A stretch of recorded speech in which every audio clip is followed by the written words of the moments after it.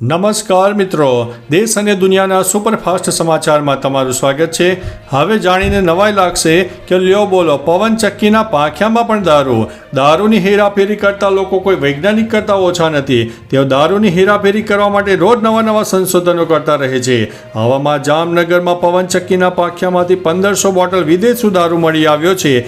જામજોધપુરના જોડિયા નેસ વિસ્તારમાં પોલીસને સ્થળ પરથી ઇનોવા કાર સહિત પવનચક્કીના પાંખિયામાં સંતાડેલું વિદેશી દારૂની 1500 બોટલો પણ મળી આવી હતી। મિત્રો, અન્ય મહત્વના સમાચારની વાત કરીએ તો ડાયાબિટીસ અને કેન્સર સહિત 71 દવાઓના ભાવમાં ફેરફાર। કેન્દ્ર સરકારે નેશનલ ફાર્માસ્યુટિકલ પ્રાઇસિંગ ઓથોરિટી દ્વારા કેન્સર, ડાયાબિટીસ, અલ્સર અને ગંભીર ચેપની 71 આવશ્યક દવાઓના ભારમાં ફેરફાર કર્યો છે। નવા નિયમ મુજબ દવા ઉત્પાદકો ફક્ત ત્યારે જ જીએસટી ઉમેરશે જ્યારે તેમણે તે દવાની કિંમત ઉપર જીએસટી ચૂકવ્યો હોય। આ નિર્ણયથી દર્દીઓને યોગ્ય ભાવે દવાઓ મળી રહેશે। એનપીપીએ નવા ભાવોનું નોટિફિકેશન બહાર પાડ્યું છે, જેનો હેતુ દવાની કિંમતમાં પારદર્શિતા લાવવાનો છે। મિત્રો, અન્ય મહત્વના સમાચારની વાત કરીએ તો ગીર સોમનાથ જતા લોકો ખાસ વાંચે। ગીર સોમનાથ જિલ્લામાં આશરે નાના મોટા 45થી વધુ પુલની તપાસ કરાઈ છે, જેમાં 7 જેટલા પુલ નબળા હોવાનું જણાતા ઉના ખાતે મચ્છુંદરી નદી પરનો પુલ, કાજલી એપીએમસી પાસે આવેલો હિરણ નદી પરનો પુલ, તાલાલા પંચાયત હસ્તકનો એક પુલ, અન્ય એક ગુજરાત મેરીટાઈમ હસ્તકનો પુલ પર ભારે વાહનો પસાર થવા ઉપર પ્રતિબંધ ફરમાવતું જાહેરનામું પર પ્રસિદ્ધ કરવામાં આવ્યું છે। આ અંગે જિલ્લા કલેક્ટરે માહિતી પણ આપી છે। મિત્રો, અન્ય મહત્વના સમાચારની વાત કરીએ તો હાઈકોર્ટ લાલગોમ કાયદાનું પાલન બંધ કરી દો।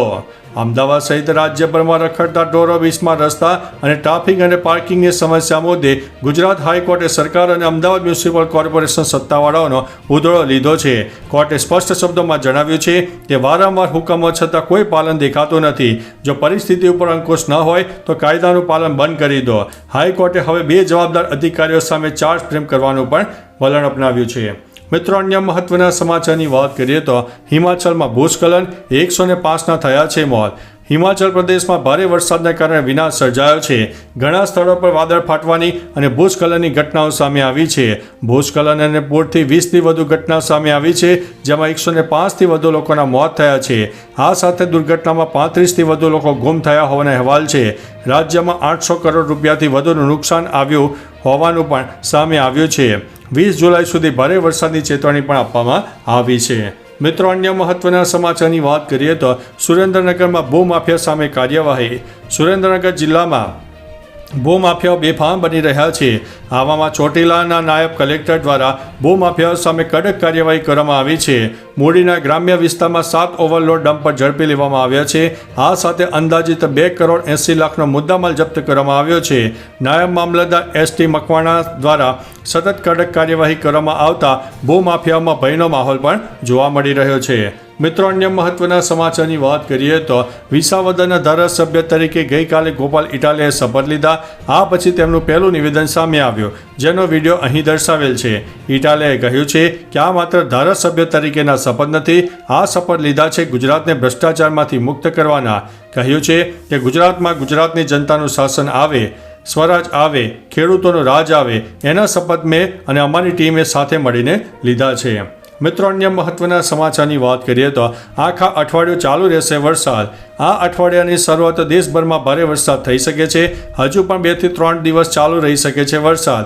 કાશ્મીરથી કન્યાકુમારી સુધી ચોમાસું એટલું જોરદાર રહી શકે છે કે વરસાદ બંધ થવાની શક્યતા નથી। ભારતીય હવામાન વિભાગે 16 તારીખે પણ દિલ્હી, એનસીઆર, હરિયાણા, પંજાબ, ઉત્તર પ્રદેશ, મધ્યપ્રદેશ, બિહાર અને રાજસ્થાન સહિત અનેક પહાડી રાજ્યોમાં ભારે પવન સાથે મુશળધાર વરસાદ અને વીજળી પડવાની પણ ચેતવણી આપી હતી અને અનેક જિલ્લામાં વરસાદ પણ થઈ ચૂક્યો છે।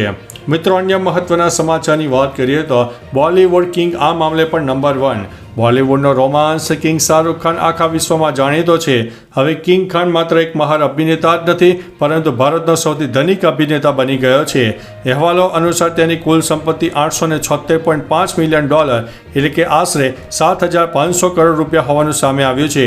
આ નેટવર્થ સાથે તે માત્ર ભારતમાં જ નહીં, પરંતુ વિશ્વના સૌથી ધનિક કલાકારોની યાદીમાં પણ ચોથા સ્થાને આવી ગયો છે। મિત્રો, અન્ય મહત્વના સમાચારની વાત કરીએ તો પટનામાં રનવે ટચ કરીને ફરીથી ઉડ્યું વિમાન।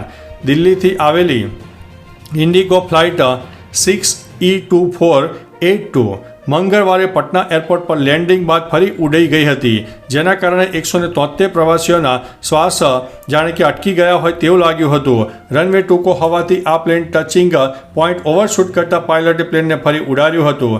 3-4 કલાક ચક્કર લગાવ્યા બાદ પ્લેને સુરક્ષિત લેન્ડિંગ કર્યું, જેનાથી યાત્રીઓએ રાહતનો શ્વાસ લીધો હતો.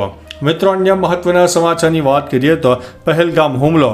પ્રવાસીઓને મારીને આતંકવાદીઓએ ઉજવણી કરી. પહેલગામ આતંકવાદી હુમલા અંગે એક સ્ટાર પ્રોટેક્ટે સાક્ષીએ નવો ખુલાસો કર્યો છે. NIA પૂછપરછ દરમિયાન તેમણે કહ્યું છે કે પ્રવાસીઓને મારીને આતંકવાદીઓએ ઉજવણી કરી. આ દરમિયાન હવાઈ ગોળીબાર પણ કરવામાં આવ્યો.